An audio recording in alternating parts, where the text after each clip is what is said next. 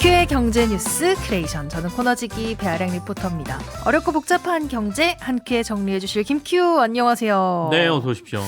제가 오늘 외출을 하고 왔는데 네. 오늘은 좀 두꺼운 외투가 되게 답답하게 느껴지더라고요. 날씨가 많이 변했죠. 네, 되게 해도 길어진 것 같고요. 네. 아침에 제가 한 6시 반, 7시쯤 집을 나오거든요. 평일에. 그러면 보통 되게 깜깜했는데 요즘은 좀 그래도 되게 뭐 해가 좀 보이고 이런 시간대가 됐으니까 해가 좀 많이 길어졌다. 제법 길어졌다라는 생각이 듭니다. 네. 말씀하신 것처럼 기온도 좀 올라가고 이제 진짜 봄이 오나 싶기도 하거든요. 근데 이제 일교차가 좀 커졌으니까 맞아요. 이럴 때 건강 유의하셔야 된다라는 말씀을 좀 드려야 될 것 같네요. 네, 뭐 날씨 이야기가 나와서 그런데 요즘 우리나라 주식시장 날씨로 한번 설명을 해보자면요. 네. 40도는 일단 넘었어요. 펄펄 끓는 여름? 막 아뜨거 네네. 하거든요. 코스피 5천 넘었다고 우리 얼마 전에 방송했었단 그렇죠. 말이죠. 이번 주 일단 6천 넘었고 네. 그리고 바로 6,300을 잠깐이지만 넘었었거든요. 그렇습니다. 45도, 50도 될 것 같거든요. 기온으로 치면 네. 그죠. 펄펄 끓고 있는 날씨 같기도 한데 이제 우리 시장이 주식시장이 오르면 언제나 사상 최고치인 상황이거든요. 매일매일 이제 새로운 길을 가고 있는데 보통은 이렇게 새로운 길을 가게 되면 조금은 조심스럽게 가기 마련이죠. 네. 그럼에도 불구하고 지금 우리 증시가 너무 거침이 없어서 사람들이 좀 놀라고 있는 상황인 것 같습니다. 근데 우리만 놀라는 게 아니라 글로벌 금융시장에서도 좀 많이 놀라고 있는 것 같아요.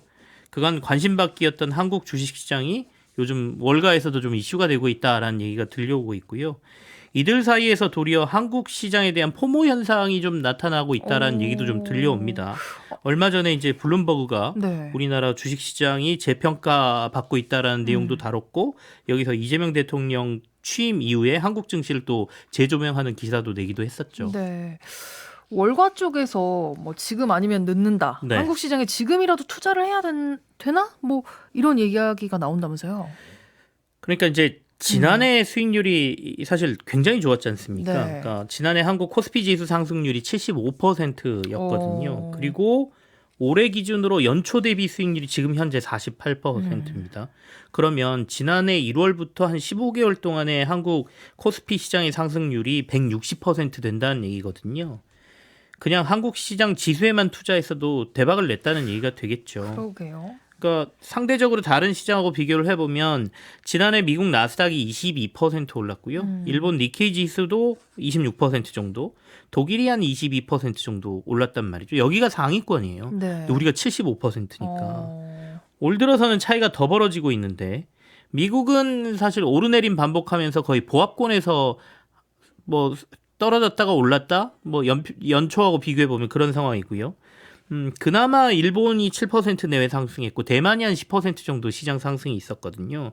그러니까 뭐 우리 시장이 지금 압도적이라고 볼 수 있는 거죠. 그러니까 최근 급등에 따라 국내 주식시장에서 외국인들이 좀 팔고 나가는 모습이 좀 나타나긴 하거든요.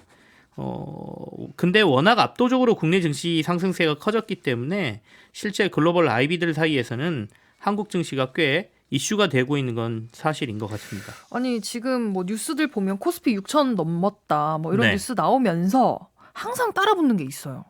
요즘에 외국인 매도 역대급이다. 뭐 오를수록 불안하다 이런 이야기 하더라고요. 그러니까 앞서 제가 이제 월가에서 포모 한국 시장에 대한 포모 현상이 나타난다는데 외국인들은 그럼 왜 팔고 있니? 네. 라고 물어보시는 거라고 이제 이해가 되고 네. 외국인들이 최근에 좀 매도하는 현상이 나타나니까 그걸 보면서 야, 이거 한국 시장 외국인들은 안 좋게 보는 거 아니야? 라는 불안감이 생긴다는 얘기죠. 그러니까 외국인 매도가 최근 많아진 건 맞습니다. 어제도 하루 동안 주체별 매매 동향을 보면 외국인 순매도가 7조 원을 넘었어요. 네. 하지만 그래서 불안하다라는 언론들의 기사 제목에는 조금 동의하기가 힘든데요.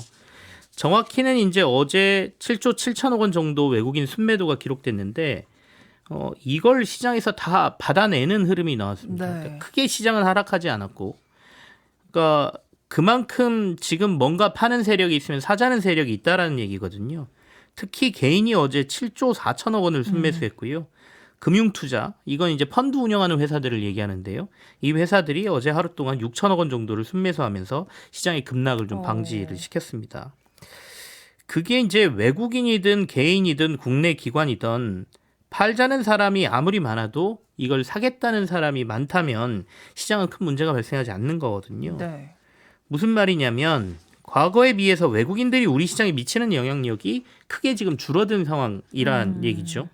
코스피가 5천 넘고 6천 넘는 동안 외국인들이 대체적으로 지속해서 지금 차익 실현을 하고 있거든요. 네. 근데 시장은 하락하지 않았습니다. 두 번째는 이제 7조 원, 8조 원이라는 숫자를 과거의 기준으로 보면 그 의미를 너무 과다 부여하고 있다는 생각도 좀 들거든요. 그러니까 지난해 1월에 우리나라 코스피 기준 상장사들의 전체 시가총액은 2천조 원 정도였거든요. 네. 이때가 지수가 한 코스피가 2,400선이었으니까요. 이때 외국인들이 하루에 7조 원을 파는 건 굉장히 큰 이슈죠.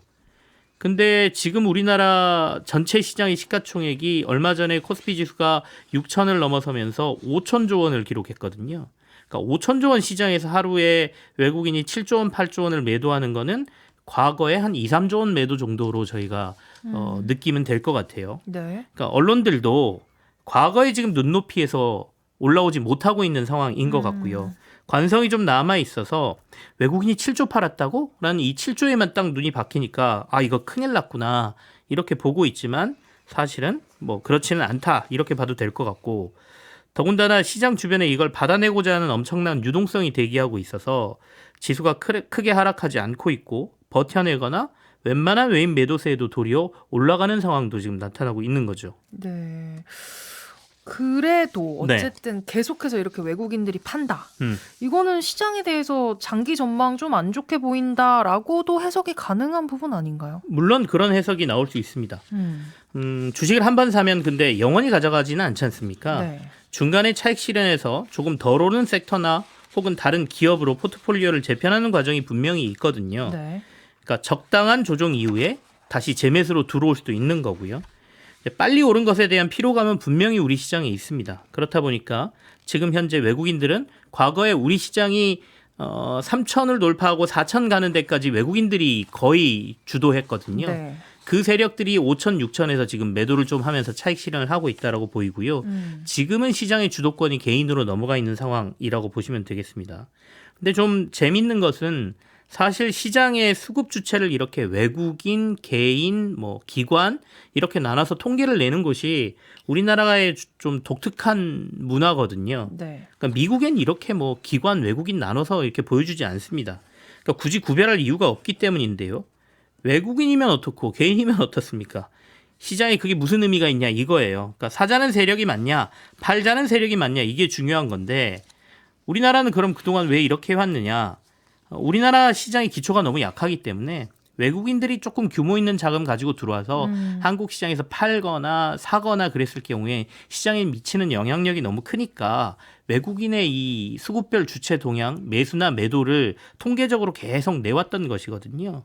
그래서 과거에는 외국인 매매 패턴을 따라하면 돈 번다 그래서 이걸 따라하기도 했었는데 지수가 지금 거의 6천까지 오는 과정에서 뭐 구조적으로는 상법 개정안, 뭐 지속적인 추진, 기업들의 주주 환원 정책 뭐 이런 것들 구조적으로 시장이 좀 탄탄해지기 시작하면서 외국인들의 영향력이 좀 많이 줄어든 상황이니까 지금 시장을 과거의 잣대로 보고 전략을 짜거나 판단하면 투자에 실패할 가능성이 높아졌다. 조금 변화를 받아들이고 유연한 자세로 시장을 분석하고 바라봐야 할 때가 아닌가 싶습니다. 지금 문자로 이런 걸 보내주셨어요. 9215번님인데 현대차 한참 마이너스였던 걸 남편한테 관리 맡겼는데 그때부터 훅훅 올랐습니다. 정말 기분 좋네요라고 하셨거든요. 남편이 잘한 게 아니고요. 운이 좋으셨던 것 같기도 하고 그리고 며칠 전에 그 다들 기억하시겠지만 그 군산 쪽 네. 거기에 이제 현대차가 대규모 로봇 생산 시설부터 시작해서 대규모 투자한다는 얘기가 나오면서 현대차 주가가 그날 굉장히 많이 올랐죠. 아마 그렇죠. 수익률이 더 오르셨을 것 같네요. 아니 지금 코스피를 이제 가장 크게 이끌고 있는 게 삼성전자와 SK 하이닉스인데 네네. 이 두 개의 주가 너무 올라서 좀 무섭다고 하는 분들도 계셨고요. 네. 특히 최근에 한미 반도체도 같이 막 치고 올라오더라고요. 이거는 이제 삼성전자하고 SK 하이닉스 주가가 오르고 여기가 실적이 좋아진다 그러니까 거기에 이제 핵심 부품을 넣는 장비 회사도 같이 오르는 게 이제 한미 반도체가 오르는 거니까 중요한 거는 이제 삼성전자와 SK 하이닉스 주가의 수준인 것 네. 같거든요. 지난번에 한번 말씀을 좀 드린 것 같은데 결국 이들의 주가가 이렇게 크게 오르는 것은 두 회사의 실적 전망이 무섭게 좋아지기 때문인데 최근에 증시를 보면 이 회사들에 대한 이익 전망치가 뭐 일주일 단위로 막 계속 바뀌거든요. 그러니까 몇몇 분들은 이거 보고서 쓰는 사람들이 뭐 이런 식으로 분석을 하냐. 일주일 뒤에 이 보고서의 실적 추정치가 바뀌는 거면 그 사람이 능력이 없는 거 아니냐 이렇게 얘기하시는데 시장 상황이 그렇게 바뀌고 있다라고 이해를 하셔야 될 것 같거든요. 너무 큰 폭으로 지금 실적 전망치가 계속 바뀌고 있습니다. 이번 주에 좀 이슈가 됐던 보고서가 맥쿼리라는 글로벌 IB가 있는데요. 네. 이곳에서 삼성전자와 SK하이닉스 실적 전망을 크게 높여놨습니다. 목표가도 그래서 엄청나게 상향을 했는데 이유는 앞서 언급한 실적 전망치를 크게 올렸기 때문인데 삼성전자가 올해 1년 동안 영업이익을 301조 원 올릴 거다라고 내다봤어요. 네. 삼성전자가 지난해 연간 이익이 42조 원이었거든요. 여기서 끝나는 게 아니라 2027년에는 삼성전자 471조 원의 영업이익을 올린다라는 전망치를 내놓은 거죠. 물론 틀릴 수도 있지만 이들은 이걸 근거로 삼성전자 주가가 30만 원을 훌쩍 넘을 거다 이렇게 전망을 해놨고요. SK하이닉스도 비슷합니다. 지난해 SK하이닉스 이익이 47조 원 나왔는데요. 지금 외국계 그리고 국내 증권사들이 예상하는 SK하이닉스의 평균 이익 전망이 170조 원에서 200조 원 사이입니다. 그러니까 네. 이게 맞다면 지금 이렇게 주가가 많이 올라 있음에도 불구하고 그래도 저평가다 이런 평가들을 받고 있는 상황인 거죠. 지금 이야기해 주신 거 삼성전자 영업이익 300조, SK하이닉스 200조 그럼 두 개 합쳐서 2027년에는 700조 이런 말들이 뭐 조조하니까 저 정말 모르겠거든요. 감이 잘 안 와요. 사실은 대단한 건데요. 네. 300조 원의 이익을 실제 삼성전자가 내게 되면 어느 정도 수준인지 제가 비교를 좀 해드릴게요. 글로벌 큰 회사들하고. 전 세계 시가총액 1위가 지금 현재 엔비디아인데 네. 이들 시가총액이 7천조 원이고요. 지금 삼성전자가 1,400조 원 정도 됐거든요. 근데 올해 엔비디아가 전체 벌어들일 영업이익 예상치가 210조 원이거든요. 네. 그리고 6천조 원 시가총액인 구글의 모회사 알파벳이 올해 이익 전망이 220조 원입니다. 그리고 대만의 TSMC가 올해 120조 정도를 이익을 낼 것이다 이렇게 전망하고 있는데 앞서 저희가 얘기했잖아요.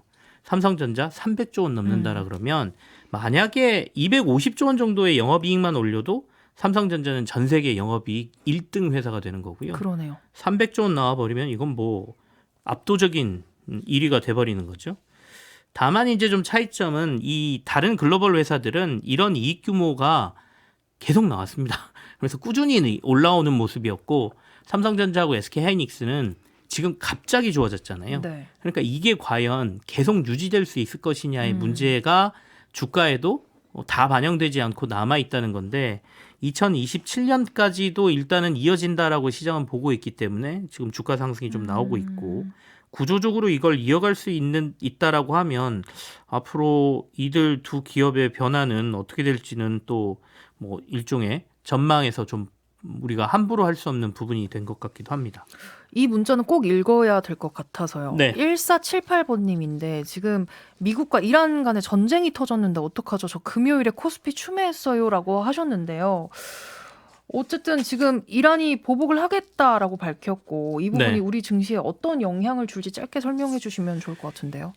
이게 사실은 영향을 우리가 섣불리 얘기하기는 좀 힘든 상황인데요. 그나마 다행인 것은 우리가 대체 휴일로 월요일 날이 휴장이잖아요. 네. 그러니까 그 트럼프 대통령의 행동이나 이런 것들을 보시면 이 전쟁이나 공습은 무조건 주말에만 합니다. 그러니까 금융시장이 열리지 않았을 때 공습을 하거든요. 이 패턴은 계속 반복되고 있는데 지난해 6월에도 이란 공습할 때도 주말이었고요. 베네수엘라 때도 쉴 때 했거든요. 그런 것처럼 이제 금융시장에 빠른 공습과 빠른 수습으로 금융시장에 큰 영향을 안 주겠다라는 의지가 좀 보이는 상황이죠. 더군다나 이제 만약에 월요일 날 우리가 대체 휴일이 아니었다라고 하면 시차 때문에 미국은 증시가 열리지 않는 상황에서 한국 증시가 열리면서 네. 여기에 대한 영향을 먼저 한국 증시에서 반영을 했어야 되는 상황인데 일단은 우리도 같이 쉬면서 그날 저녁에 열린 미국 증시의 반응을 보고 우리 시장이 아마 움직일 걸로 보이거든요. 그래서 며칠 내에 이 공습 상황이 어떻게 마무리되느냐가 굉장히 중요하고요. 짧게 여기서 어느 정도 일단락이 된다라고 하면 미국 시장의 반응이 크게 나오지 않으면 우리 시장도 큰 반응을 안 할 걸로 보이고, 두 번째는 미국이 받는 영향보다 우리는 상대적으로 좀 적을 가능성은 있습니다. 직접적인 전쟁 개입국이 아니고 우리는 이제 호르무즈 해협이 막히느냐 안 막히느냐의 문제가 더 큰 상황이어서 중동하고는 조금 거리가 있는 상황이지 않습니까? 그래서 일단은 조금 하루 이틀 상황을 지켜보시면서 네네. 영향력을 보셔야 된다. 그렇지만 어쨌든 큰 변수가 터진 건 맞다. 그러니 긴장하면서 시장 상황을 보자, 이렇게 말씀을 드립니다. 3월 3일 장 열리면 좀 지켜봐야겠습니다. 네네. 저는 다음 주에 다시 찾아올게요. 배아량 리포터와 함께했습니다. 고맙습니다.